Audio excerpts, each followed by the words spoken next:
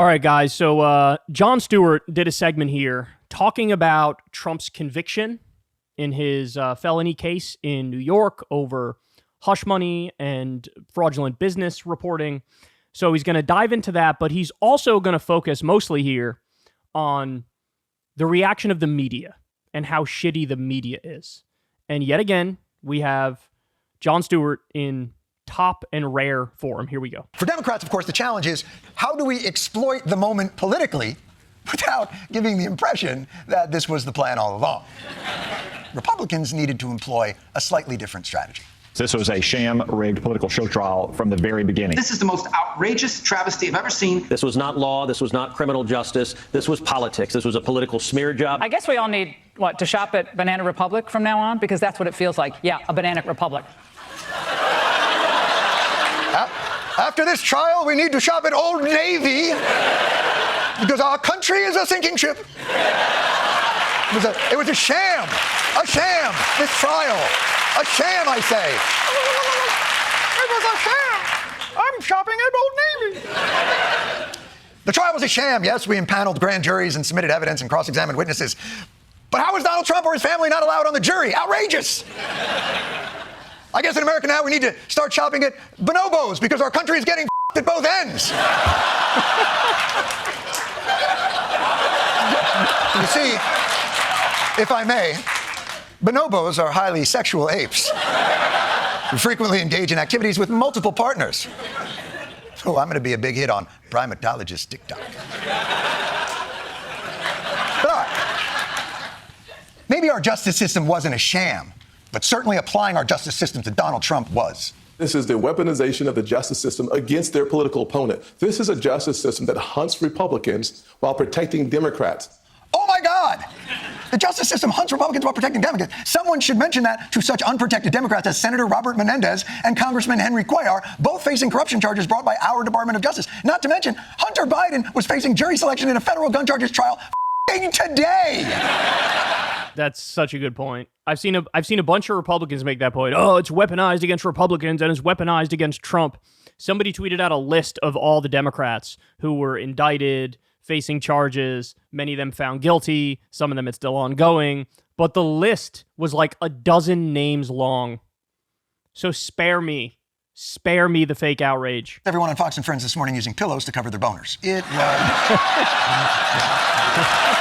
But now you've done it, liberals. Through your sham weaponization, the good-hearted and good-intentioned denizens of Magatania have finally been pushed too far. Be ready, because on January 20 of next year, when he's former President Joe Biden, what's good for the goose is good for the gander. The Daily Wire's Matt Walsh said Trump should, quote, make and publish a list of 10 high-ranking Democrat criminals who he will have arrested when he takes office. These Democrats will rue the day they decided to use lawfare to stop a presidential candidate. It won't be Hunter Biden the next time. It's going to be Joe Biden. It could potentially still be Barack Obama. It could still potentially be Hillary Clinton. It could be Barack Obama. What the fuck was that pronunciation? Anyway, look, as every leftist has said on this particular issue, I'm your Huckleberry. Your terms are acceptable. There's a lot of criminals in both political parties. And if we set the precedent of going after these fuckers, that makes me happy. To me, the worst precedent is not going after them and letting wealthy elites get away with all of their crimes. And that's what's been the case until recently. First of all, why is she broadcasting in front of Georgia O'Keeffe's vagina?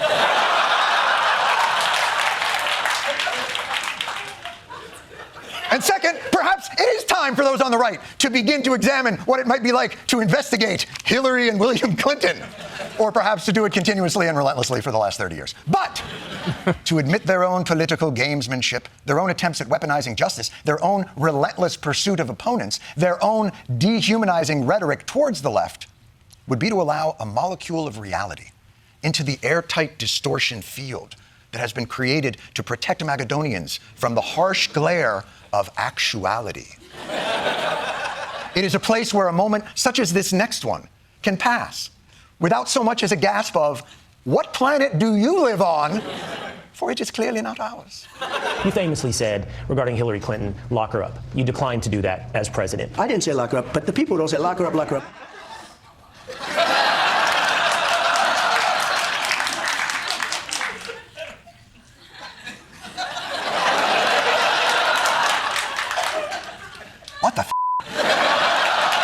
ever said lock her? I think I remember you saying it to her face at a debate. It's just awfully good that someone with the temperament of Donald Trump is not in charge of the law in our country. Because you'd be in jail. To be fair, I apologize. You did not say the words lock her up. You only used a phrase synonymous with locking her up. Again, apologies. You didn't say lock her up. You merely gave the thumbs up to thousands of others chanting lock her up. But that doesn't mean he literally said lock her up. Although, to be fair, he literally said lock her up all the time. So crooked Hillary, crooked, you should lock her up, I'll tell you. For what she's done, they should lock her up. Lock her up is right. Lock up the Bidens. Lock up Hillary.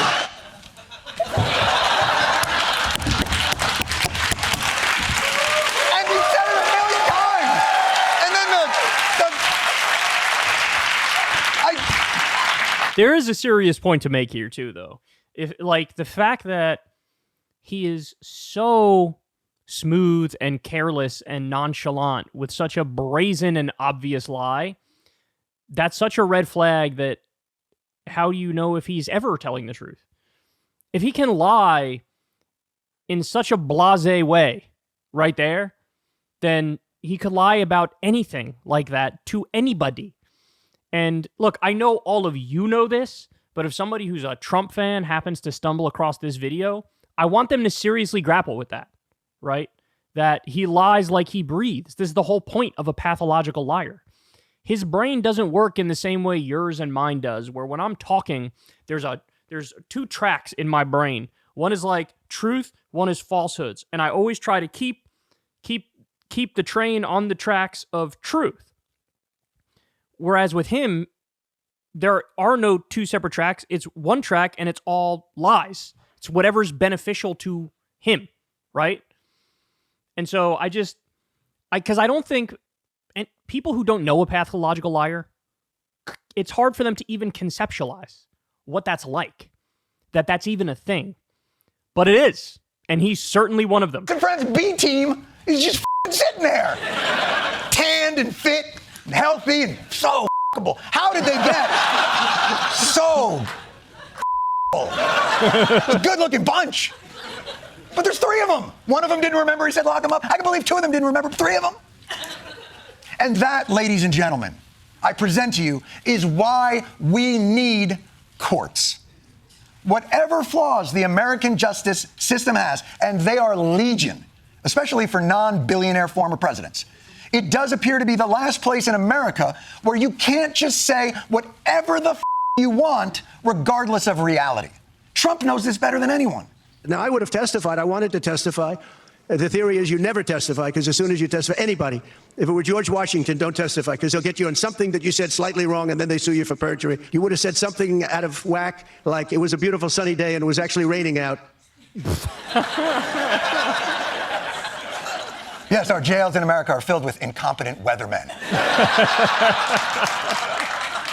I'm telling you, officer, I thought there would be thunder snow. 20% is still a chance. Don't take me away. This is why the law and order right hates court procedures when applied to them.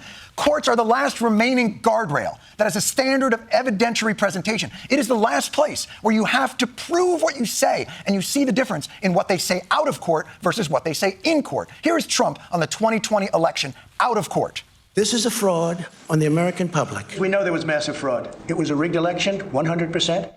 Here are his lawyers in court. This is not a fraud case. We are not alleging fraud in this lawsuit. We're not alleging that anyone's stealing the election. Here is Rudy Giuliani pleading before the Court of Seasonal Landscapers. What happened there? It's a mix-up. That's when they booked a press conference for the Four Seasons, and they thought it was the hotel, but it was Four Seasons Total Landscaping, so they just went ahead with the press conference in front of a landscaping building. He's pleading, but not in the actual court. It's a fraud, an absolute fraud. And what does Giuliani say about that in court?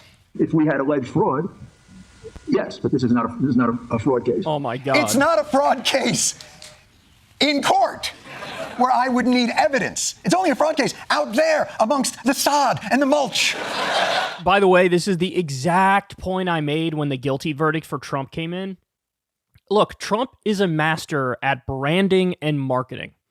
He really has a knack for getting out in front of a crowd and driving home a point, driving home an argument, really defining his opponent and defining himself. For himself, he's like, I'm a self-funder. I want to drain the swamp. He portrayed himself as like anti-corruption. He called Hillary crooked Hillary, Marco Rubio little Marco, low-energy Jeb. And when you repeat those things over and over and over and over and over, it becomes the duh position. This is what effective branding is. So now when anybody thinks of Jeb Bush, they go, oh, low-energy Jeb? And he's really good at that. He's a master at that. And politically, that is such a weapon. But as Stewart is pointing out here correctly, in a courtroom, all of your branding and all of your PR and all of your marketing means fucking bullshit. Why? Because you have to prove what you say. And all of your bluster and your bravado and your charisma falls apart. Because when you have to present evidence, if you don't have it, it ain't gonna fucking work. And by the way, just so we're clear, a defense attorney's job is way easier than the prosecutor. The prosecutor needs to present all of the evidence and build the case. All the defense attorney has to do is poke holes in their argument and say, look, there's a reasonable doubt here. All you need is a reasonable doubt. They couldn't even do that because he's that full of shit. So the jury was like, we don't believe a goddamn word you say, bro. You presented no evidence. We saw all their evidence. So yes, a courtroom is Donald Trump's kryptonite, and by the way, I said it before, I'll say it again, this case was the weakest of all of the cases against him. By far. The hush money case, the weakest of all the cases by far. The Georgia case is stronger. The Jack Smith case is stronger. The civil cases, which he was already found liable for in New York, those are stronger. And he's still found guilty. 34 and 0. That's what the prosecutors are. Fox News says that Dominion voting machines rigged the election for Biden out of court. They were flipping votes in the computer system or adding votes that did not exist. The whole situation was carefully calculated and created to steal the election from President Trump. Did you notice as the fraud trial went on, Sidney Powell turned into Michael Jackson? Is that what happened? Epaulets? She probably ended that segment with, woohoo! But that's what you can say out of court. But in court, Fox was forced to pay $787 million for false statements. The difference between in court and out of court is that in court, someone can say, prove it. And the problem is that most of the time in this country, our political leaders are not in court. They are here on TV, where the news media has decided that there's really no such thing as reality. We now live in two utterly different universes. These two Americas are living in two different realities. Well, we're living in two different realities. Americans are living in for the most part, two very different realities right now. No, you're thinking of the multiverse. We are all living in one reality. And it can be the news media's job to litigate the parameters of said reality. What the courts do really well is look backwards and reconstruct the realities of what happened. The news media could do the same, but what they do instead is look forward and wildly speculate on the future. If Donald Trump is the nominee and if he is convicted of a crime, could you support him? If he's a convicted felon, if he is the Republican nominee, does that mean you're still going to vote for him? He could be convicted before November. Would you still support him then? Will you commit to certifying the 2024 election results no matter who wins? Let me look forward. Will you accept the election results of 2024 no matter what happens, Senator? No matter what, Senator. Voting irregularities, ant overlords, voting machines that suddenly transform into fighting robots, voting booth powers activate. Will you still certify? Who f***ing cares? No one knows what the future holds. Ask this person what it was about the 2020 election that they found objectionable and then litigate the realities of their objections to them, in front of them. So when they say to you, I never said lock her up, you can say, I object. F***ing do that. What is wrong with you? Brilliant. I mean, the point is so simple, right? The media needs to give a shit about truth. They need to care about truth. They need to be as rigorous in their process of evaluating the evidence as a courtroom is. How much better off would the country be if every single media outlet did that? How much better would the country be? And that's not what they do. That's not what they'll ever do. You have Fox News, which is the Republican propaganda network and the Trump propaganda network. You have Newsmax and One American News Network. Same thing. Sucking Trump's balls even more. And then you have CNN and MSNBC. They're the Democratic Party apologist network. And at no point is there any consideration for just the truth. What happened? Here's the reality. And by the way, if you had a media that did that, a lot of things would be much more clear, right? Like the genocide and ethnic cleansing in Gaza. Not to say the media hasn't done any good work on that. From time to time, there is some good work on that, but that sort of rigorous evaluation of the evidence leading to clear, truthful conclusions, that should be the whole job of the media. And they swing and miss. They care about the future, like he says. They care about the horse race aspect of it, like he says. By the way, I'm just as guilty of that, right? I would just argue to a lesser degree. But imagine how much better everything would be if the media was not driven by the profit motive and sensationalism and horse race bullshit, and it was more about just getting to the truth, divulging the truth, and oftentimes the truth leads to very clear-cut conclusions, black and white conclusions, black and white answers. Because if you had a media that acted like that, you would have a media that correctly advocates for something like universal health care, because we know it works better. All the empirical evidence shows that. You would have a media that advocates against the corruption in our system, because we know the rotten, decrepit effect that has on our politics. You would have a media that's for a higher minimum wage, for unions. You'd have a media that calls out the liars wherever they are. Yet again, Jon Stewart, knocking it out of the park. Hey, y'all, do me a favor and like and subscribe. It helps out big time in the algorithm. Click the bell as well for notifications when videos drop, and watch that video on screen right now. You know you want to.